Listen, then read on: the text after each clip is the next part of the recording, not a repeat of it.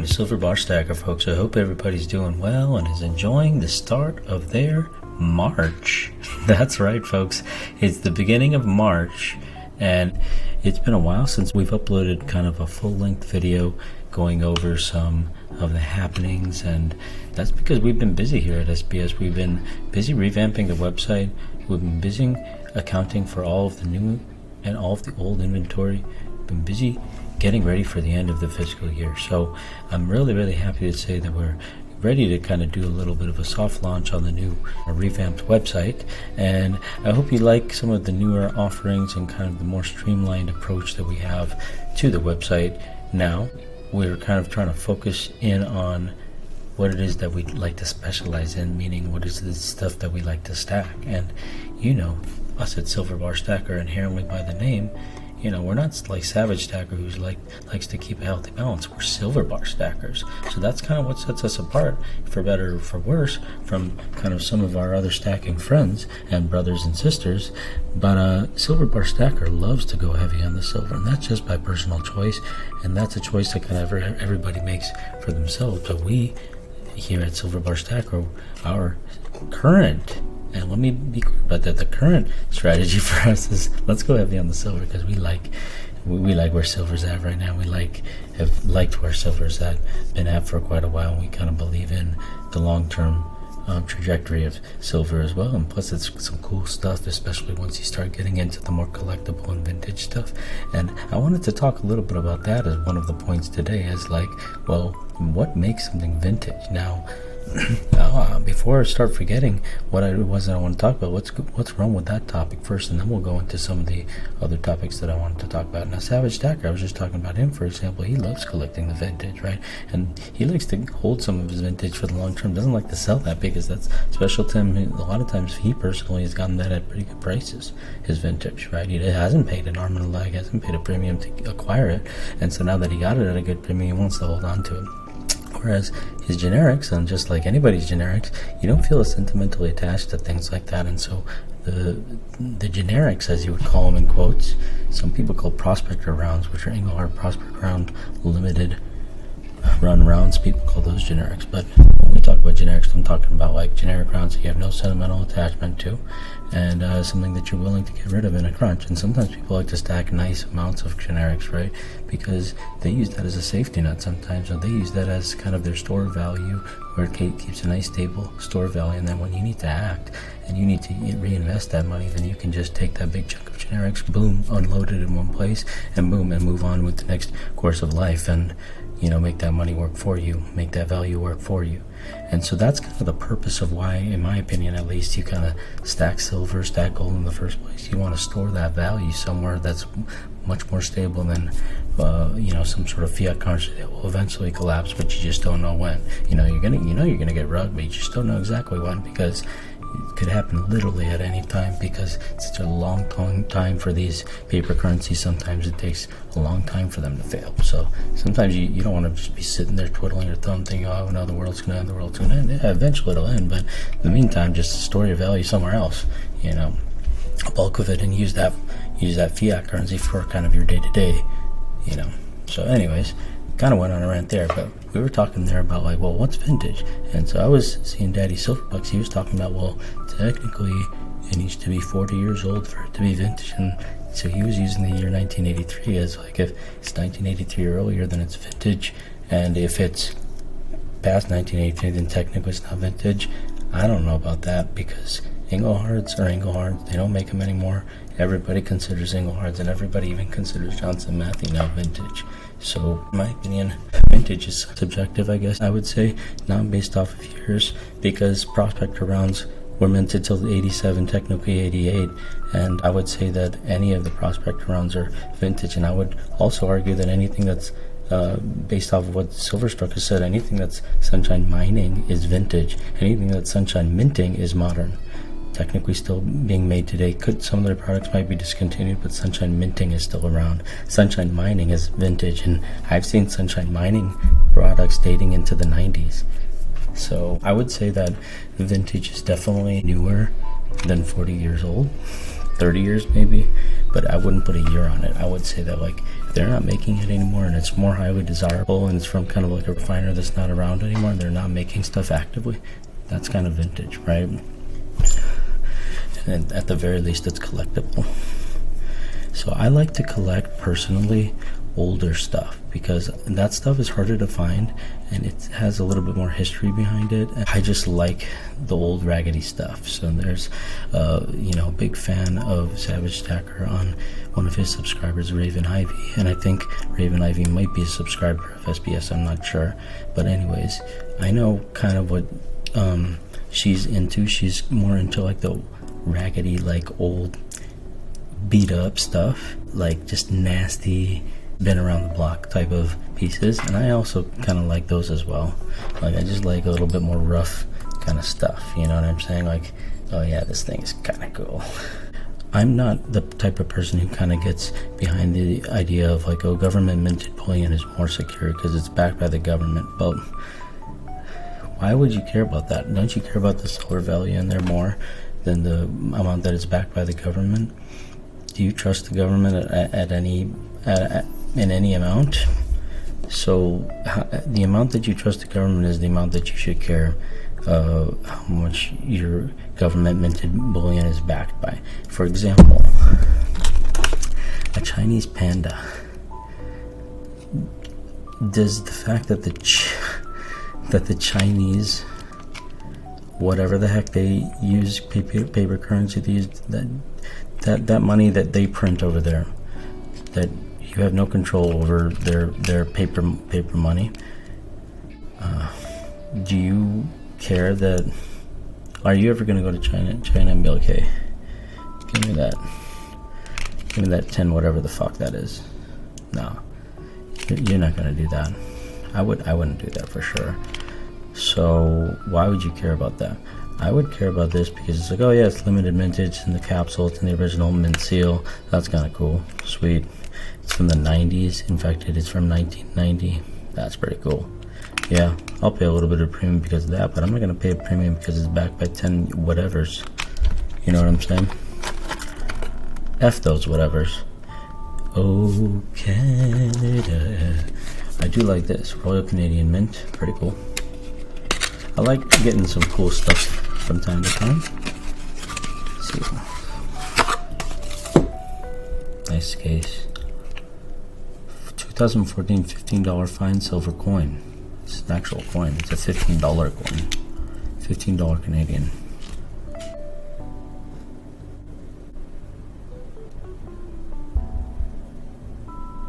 Oh. 2014.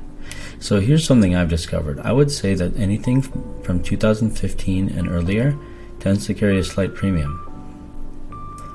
And after 2015, starting from like 2016 and later, it's kind of hit or miss, I would say. With some exceptions, obviously. So I'm talking kind of about like, so like when I think of something that's kind of like collectible, what makes something collectible is some people think that government minted bullion is collectible. And I would agree with that. Government minted bullion to some extent is collectible because they're usually dated, right? I mean, they're always pretty much dated. So the fact that it has a date on there makes it collectible. You can identify, okay, well, what date was that? How many were minted during that date? You usually have a pretty good indicator of that. You can probably do that research.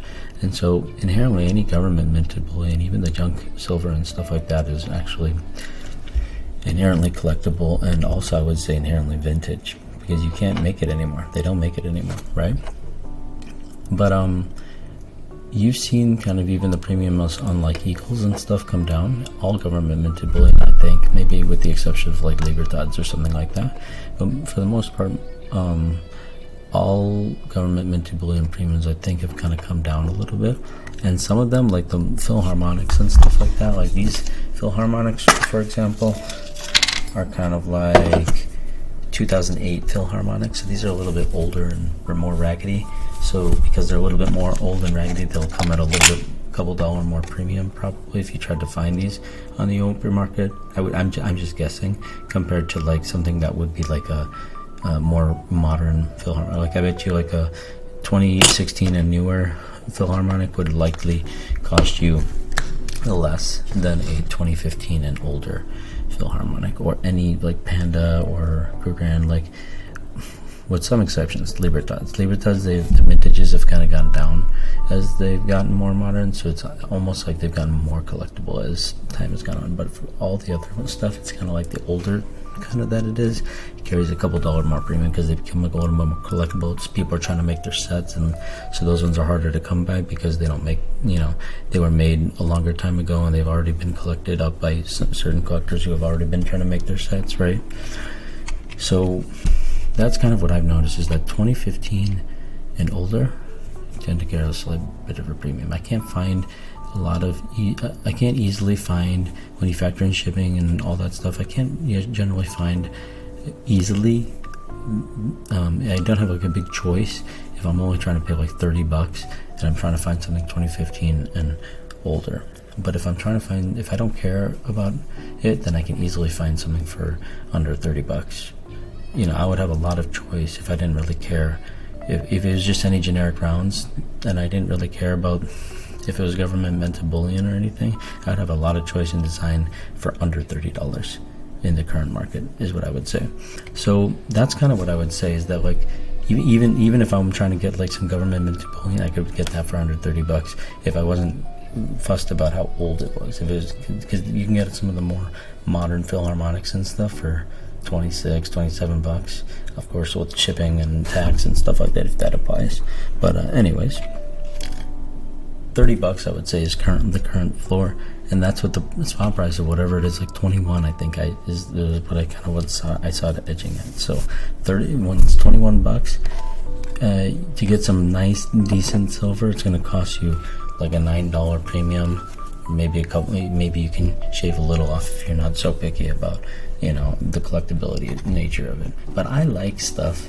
I generally try to buy a little bit more older collectible stuff because I just like that. It holds its value better. Like for example, my Engelhard stuff, usually even with the drop in spot price, the premiums have remained almost like unaffected for like Engelhard stuff and like USVI stuff like that. That's a little bit more collectible.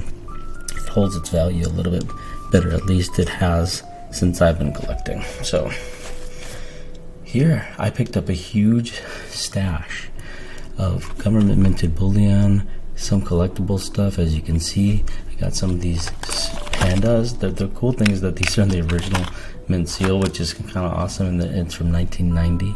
So I don't know, I'll have to check on what the mintage is on those. This is a Royal Canadian Mint tube here. This is a bunch of maples.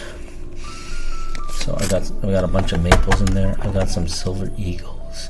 I never had any silver eagles, so now I've got some silver eagles on the store.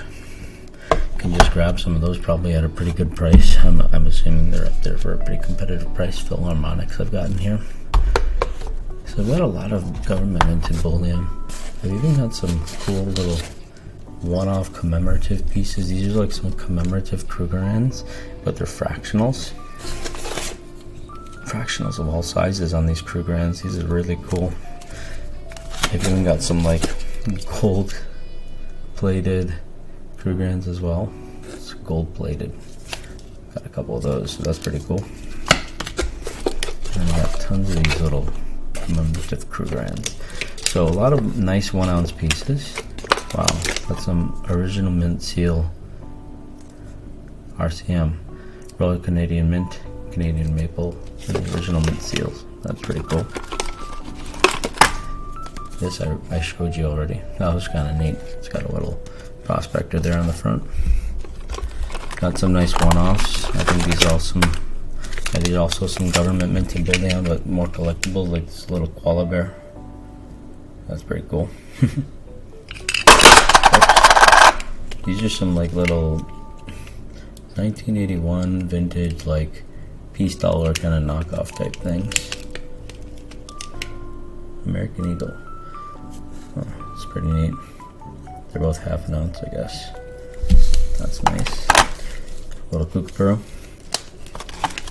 So yeah, that's pretty cool. Oh, these are some little timberwolves or something.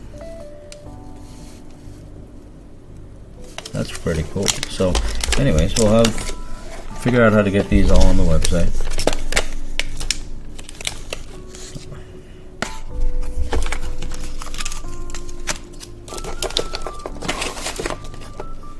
And so, you know, you've maybe seen these couple packages. There's one here from Canada. There's another one here. I know you haven't seen either of these two on any channels. The things that's in these two boxes, I know for sure that you haven't seen those on any other channels. That's for sure. I've never even seen those in my life, and I've never held them in my possession before. So that's how I know for sure that that will be a cool thing for us to see. This right here, yellow envelope, I don't know what this is. All I know is that the stuff where the place where I got this, place where I got all this, I got this too. This is just like a surprise, I guess. So let's check. Let's take a look and see what this is. I don't know what this is. Actually got this from too. Raggedy ass scissors. But instead I just used that. That was much easier. It's a book that they wrote. Because they're an author. So anyways, I guess I'll check that out later.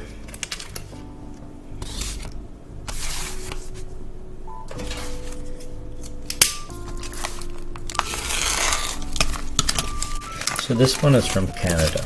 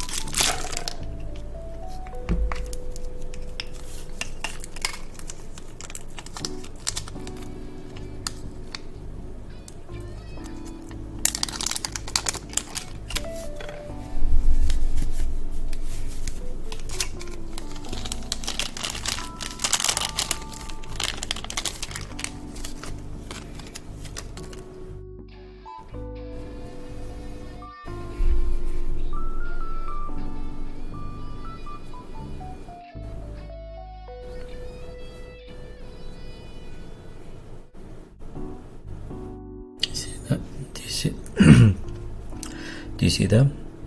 On the bottom there, it's a JM hammer logo. And you won't be able to see it because the camera is crap. But there's a Royal Bank of Canada stamp 9 times there on, and then there's a serial number up there as well.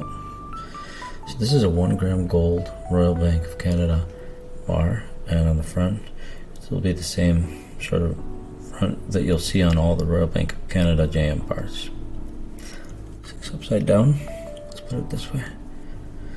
So there we go. If we can get that Royal Bank, it says right there, Royal Bank. There's a Royal Bank stamp on the front, and it's gonna get that standard JM front.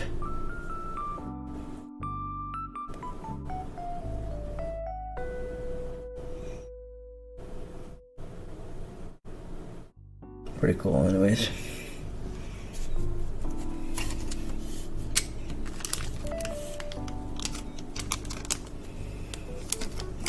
I've got that in the 1 ounce variety as well, so 1 ounce gold.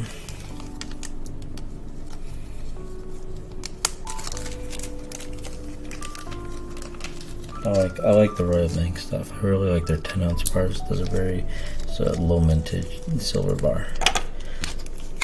250.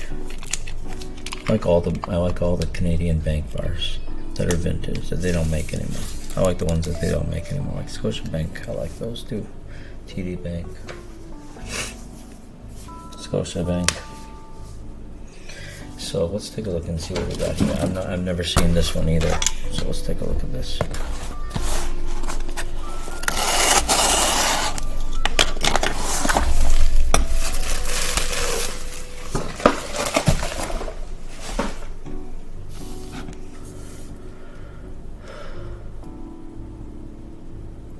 Engelhard tube of 10 half ounce.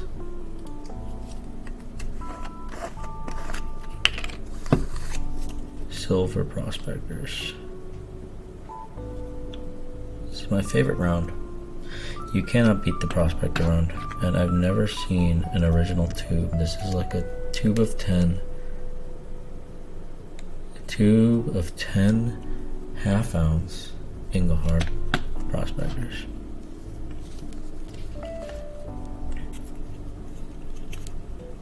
Sweet. It says right here, 10x half ounce Troyan silver Prospectors. Interesting. So I'm really excited about that. I might have to, I mean, the reason I got this is because I needed some more half ounce Prospectors because I was running very low on my sets. 1, 2, 3, 4, 5, 6, 7, 8, 9, 2, 3, 4, 5, 6, 7, 10 half ounce Prospectors. So yeah, that's pretty cool. Very excited about that. So on the website we've got little tiers, pricing plan tiers for the monthly subscriptions. That will basically, the reason I want to do that is so I can get you guys emails so that I can loop you in on some of the monthly newsletters that I'm going to be sending out. So if you want to get in on the monthly newsletters, then that's why you would go for these plans, right? Some of the plans you can pay a little bit per month and then you can get some of the perks, but there's a free plan where you can just get this ebook that I made, which basically runs down some of the basics if you're just getting started on stacking precious metals, physical precious metals. And even if you've been stacking precious metals for a while, it's worth reading anyways, because it's just like a bunch of like things that I've learned. And so I just thought like I'll just share my experience there in a quick way. So I guess it's worth just having a quick browse through that. So take a look at that if you have a chance. It's free anyways. And then we also have we moved all the monthly, because there's a couple people who are monthly subscribers, so we moved all that stuff over to the pricing plan section of the website or whatever. So you just get in touch with me regarding that if you've already got an active subscription, but that's where all the monthly subscriptions are going to be processed through now, I guess. Hopefully that stuff works. If not, we'll figure it out as we go.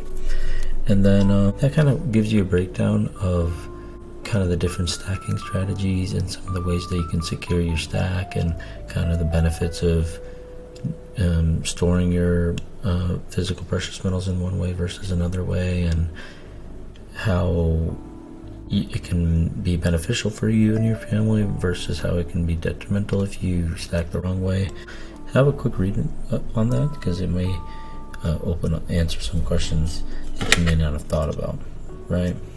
Mainly about gold and silver though. It's not too much on, there's a little bit about platinum, palladium, and copper, but it's mainly about gold and silver stacking. So that's pretty cool. And then